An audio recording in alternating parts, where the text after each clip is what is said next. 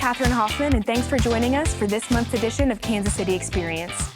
This month, we learn about a local nonprofit that provides free organic food to cancer patients to aid in their recovery.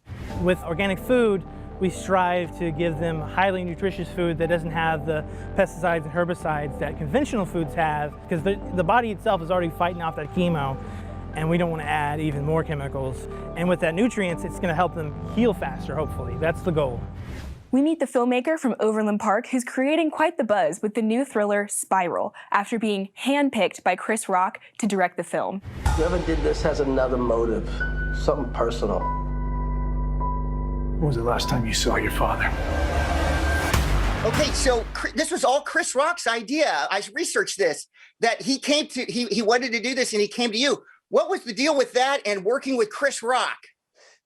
It was the most insane experience of my life. I saw 2, 3, and 4, and I stepped away to do other things. And then, I see The Godfather behind you. When you think you're out, they draw you back in. That's exactly what happened. I get a phone call one afternoon, and they said, Chris Rock wants to meet with you. He loves the Saw franchise. And I came back. It was crazy.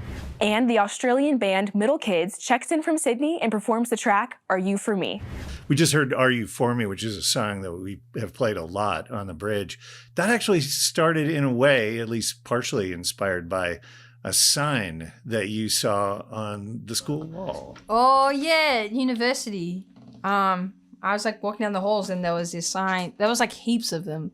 And they were like in big caps lock letters, like, be nice. And then underneath it says like, it's not that hard. And I just felt like that tone wasn't very nice. I was like, maybe it is hard. I think you're finding it hard already. But yeah, I don't know. I think like, it makes me just feel like there is like strong messaging going around on the internet. It's like pretty shouty, but it's like kind of meant to be positive, but underneath it feels kind of angsty and intense. But we start this month by examining the Kansas City program that put the houseless in hotels and look at some of the challenges. Although the program ended earlier this month, the search for more permanent solutions for the city's unhoused continues.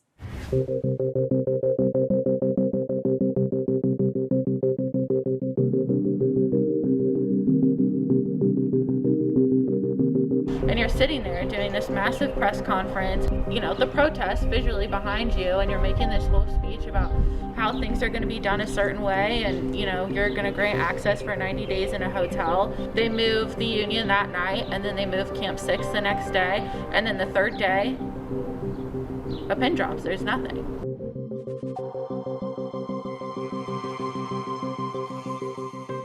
There was a productive way to do hotel shelter, and there was a really problematic way to do it. We provided a limited number of hotel beds and connected everyone who was using that hotel that was ours to supportive services. The community engaged in a different hotel sheltering effort that didn't provide supportive services, and that was it took anyone who showed up at the front door. And it was really costly, and it did attract people from around the region. And then because there was no supportive services, no intake, no data, and no other resources ported in, those folks were returned to the street, and some of them have been stranded here in Lawrence and Douglas County and we don't know where they're from or where they need to go back to, and they're not being served because our outreach team is really stretched. The vast majority of people who are sheltered in hotels through January through March were exited to the street. And so that's why we have so much camping. We have a lot of rental assistance money, but we lost that opportunity to connect with those people and move them into housing because we didn't value the role that social workers play and that service providers play. And I think we did it as productively as possible, and I think other people around the region, but also around the country, have done it in a way where it was really a hastily thrown together, not well supported, and not well thought out intervention. And we have to do better for people who are homeless. It looks like 20 or so numbers. Load it up. Okay. So this is like my normal gig. We have, deodorant, These little cases here. So when they formed the camp and the Midwest Homeless Collective, made it so much easier to serve them, and they were able to receive a lot of services right there. So we were pretty scared when they decided that they wanted to move everybody. Honestly, it's not like they had a choice. Right. Like the buses, like visually, the buses were right there. There were cops, you know, in that Westport intersection making sure that the buses had space to go. It was a very intimidating situation. But they also were walking around telling them they're gonna have 3 meals per day and that they're gonna have chefs cook their meals. So that's the great thing is we got like chefs making you guys meals. So once you're in the hotel, you get 3 meals a day.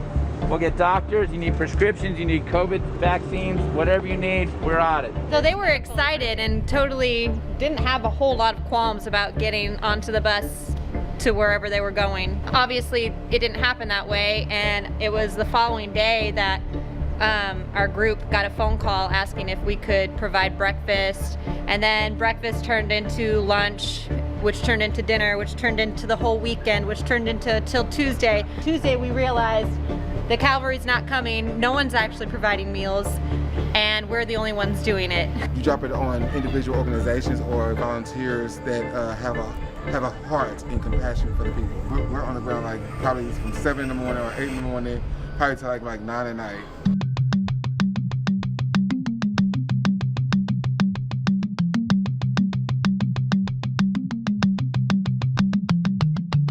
I'm working a full-time job at Hy-Vee, or I was, and as soon as I tried to focus on my job and I let up on helping these people because I was like, man, this is too much for me to do without any kind of compensation. I'm neglecting my family. As soon as that happened, people stopped eating. And immediately we saw the consequences of that. People destroying their rooms, overdosing or dealing or bringing people into their rooms to have sex in exchange for currency or food. You're putting them at this disadvantage where they're gonna look like they're wasting this opportunity because you never followed through on your commitment to provide them with resources for their basic needs. I don't see you bringing them hygiene care or feminine hygiene to these women.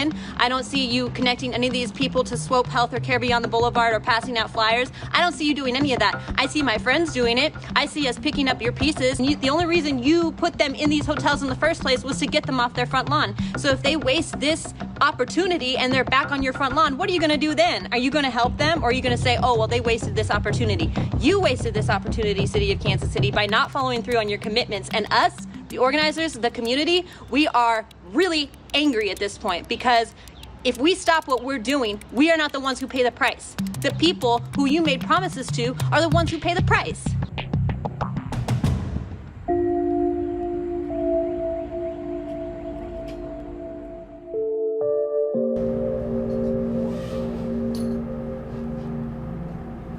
Ran Camp 6 for 3 months. We was family there. Happy birthday to you. Woo! A lot of us would to be in the streets because we get taken care of better out there, living out in the streets, than we do in this building.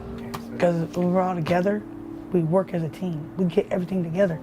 We get food brought out here once a day. We have been partied everywhere. We've been purposely segregated and had the head cut off the snake. It seemed like a good idea just to get off the street for a minute, you know what I mean? Just to, get 500 people off the streets. I mean, I've heard of a few people that have had caseworkers, but none of them have even heard from them yet. Everybody is worried, as Ash was saying, that, they don't know where they're gonna be at the end of this few months, and I don't know either, for real. It kinda just feels like we're boxed in. And the city have already taken their belongings. So they have to start over from the ground up. They had people even more dispersed than what they are right now because they were just booking hotels online. So there was no strategic planning at that point of which hotels were participating, how many people per hotel, what those people need, where they were on the spectrum of houselessness, anything like that. They were just get on a bus and go. It just became way too much, way too quickly. We're still here. Just because you put us out in the middle of nowhere don't mean shit. I want to get help. I want us to get a job. I want help. I want them to help me. I feel like so much time has been wasted just because we've been scrambling. So we haven't really been able to give people the amount of, assistance and service that they need and they deserve, and they were promised. The biggest hurdle for us is being able to triage and identify those challenges and quickly respond to the needs of all the people in this community. The hotels are certainly one step in the direction. We got a lot of people off the street, and that in itself is a success, but this is not a long-term solution. It's one step in the process. In some ways, we haven't gotten all of this right. We've made mistakes, but there's still mistakes that are made in collaboration and coalition with each other. And I think there's a lot to be said for that. We saw at Bartle Hall that we struggled as a community to get people connected to resources quickly. And it looks a whole lot different in the hotels. So we've had a lot of folks step up and come to the table. The service providers are at the table. The Houseless Task Force is at the table.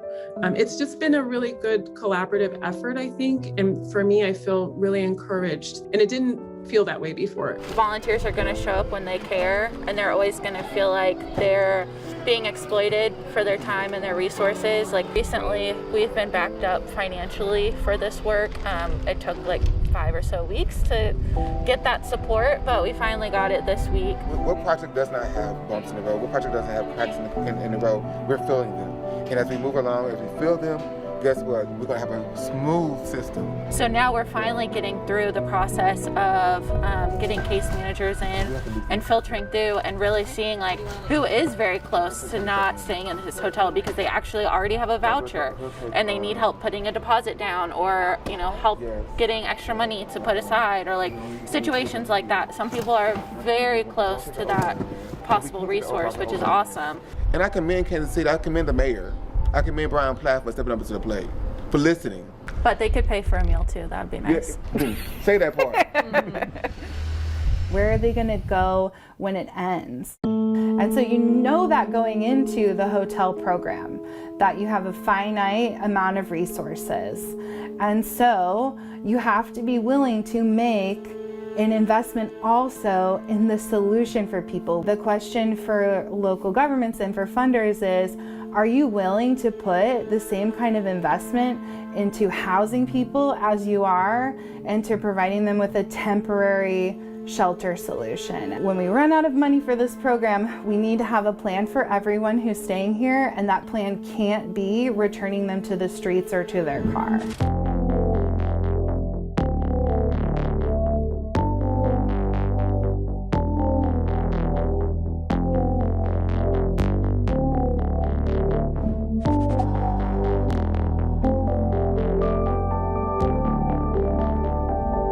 My name's Andrew Fitzgerald. I am the president and founder of Food for the Cure. With organic food, we strive to give them highly nutritious food that doesn't have the pesticides and herbicides that conventional foods have, because the body itself is already fighting off that chemo, and we don't want to add even more chemicals. And with that nutrients, it's going to help them heal faster, hopefully. That's the goal. My mother, unfortunately, was diagnosed in late 2014 with bile duct cancer. I wanted her to eat organic food, but the reality was, with all the expense of the medical and just buying regular food, she unfortunately couldn't afford buying organic. And unfortunately in 2016, she passed away, December of 2016. That's why I started Food for the Cure, so other people can have that chance to either beat the cancer with the help of organic food or try to help extend their life. Right now we're on a 48 by 30 foot garden, and last year we gave away 220 pounds of food, which is quite a bit, but we want to double that. As of right now, we have 7 cancer patients that we give food. Once we have something ready in the garden, I will personally call them or text them, email, and say, hey, I have lettuce ready to give out. Do you want that? And they'll say yes or no. And if they say yes, we'll make a list of who wants what.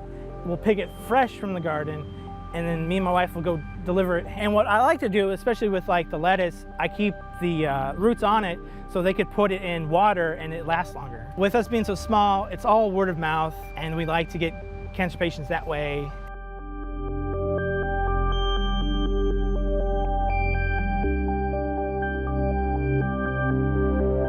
I think a lot of people really don't think about cancer, because who wants to think about cancer? And you got people that smoke, you got people that go to McDonald's every day. They don't really correlate their food choices or their life choices to any kind of consequence. So I think it's really the consequences of what you're choosing that people really don't take into aspect until it's too late, unfortunately. That's another reason why we really want to get organic food into the people that need it most, which is the cancer patients, so they can hopefully bounce back.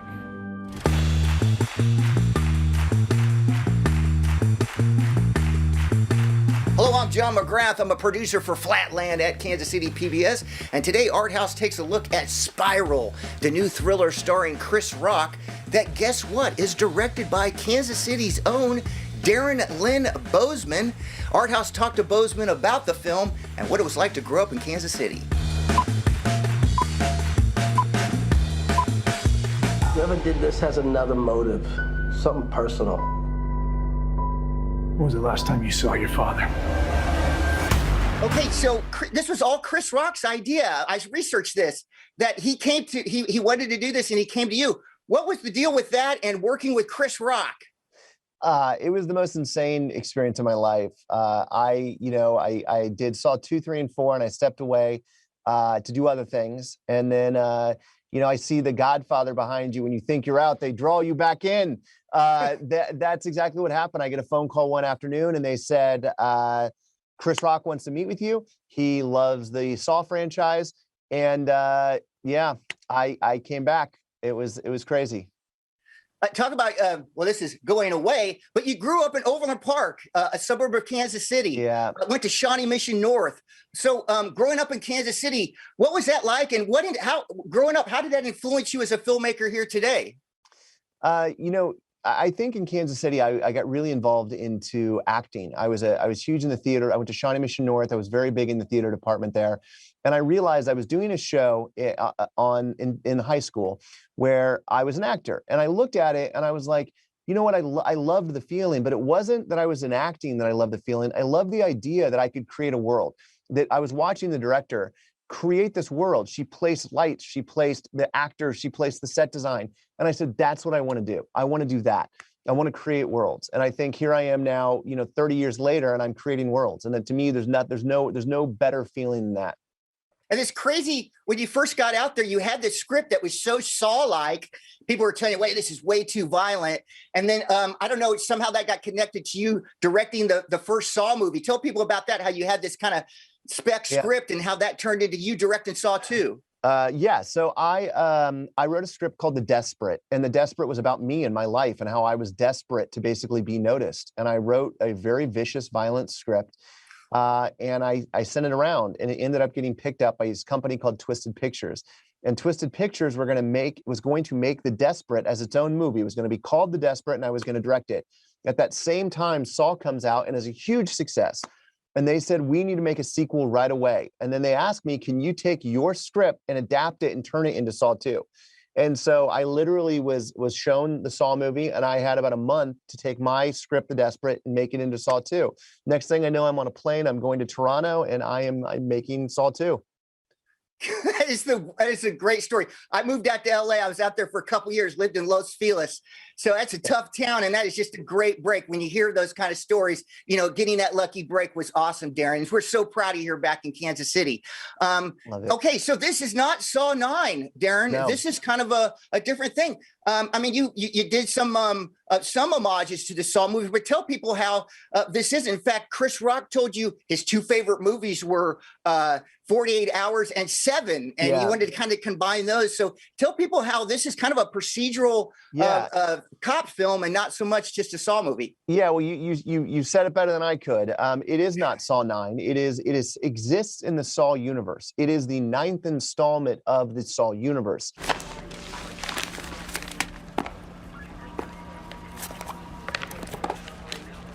What is that? Playmate. And what this is that we wanted to do a movie that basically you did not have to watch 1 through 8. It's a reset button where it's new characters, a new storyline. And like Mandalorian is a great example. Mandalorian exists in the Star Wars universe, but you don't need to have seen all the other movies. This is much more a police procedural. It's a thriller movie that has moments of ultra violence. It's not a horror film. And I think that what Chris really wanted to do was he wanted to give the tone a little something different than we've had in previous Saw films. Hello, Detective Banks. I'm here to help reform the Metro Police. This movie is dark, it's bleak, but it's also funny. It's got some real humor in it, which we've never done in a Saw movie before. Emma's cool, man. She's different. You don't know my wife. You give a woman 600 Tuesdays. It ain't worth 3 Saturday nights. How much money you got? So it's its own unique story that you need to know nothing going into it. But if you're a fan of the Saw franchise, if you've seen 1 through 8, you will 100% get it right away. There's 100 Easter eggs in there for you. It's DNA as Saw, but it is not a Saw film. Hello, Detective Banks. Do you know where your officers are? Yeah, I'm a huge Saw. I'm a horror freak. I've made like 12 horror shorts working on my feature. What's interesting is it seemed like after the Saws kind of started losing it, they got a little discombobulated. And what do you think about that as being one of the sole creators of starting this? It was I had such a weird reaction every time I would see a Saw movie. It started that I got jealous and then I got angry. Because it's like you birth a kid and then you send him off to college and then I'm watching him make bad choices. I'm not saying all the Saw movies are bad choices, but I'm like, why did you do that? You should have done this. And that was another reason that I wanted to come back, is that I feel such a connection to the Saw franchise. Doing Saw 2, 3, and 4, I feel like I was able to help birth it. And so now it's my chance to come in and do a little course correction as a fan that I wanted to see. So that's the best thing about my job, is I am a horror fan and I get to make horror movies.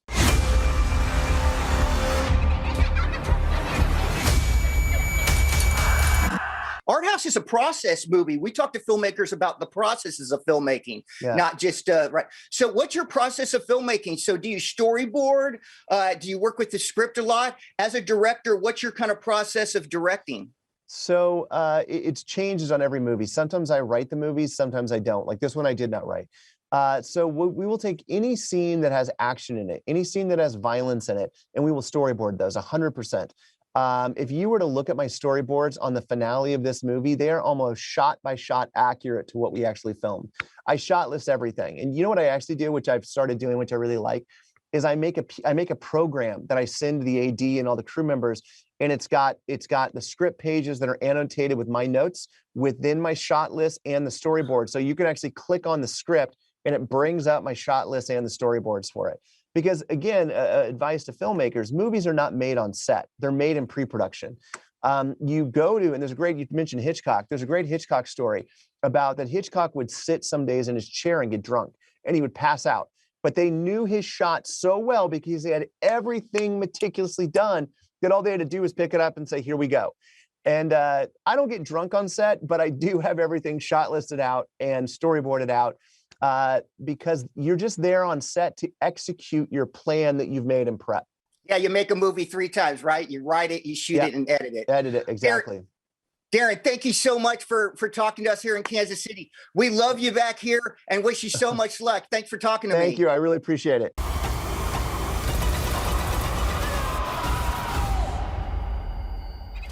All right, this will play Are You For Me? All right.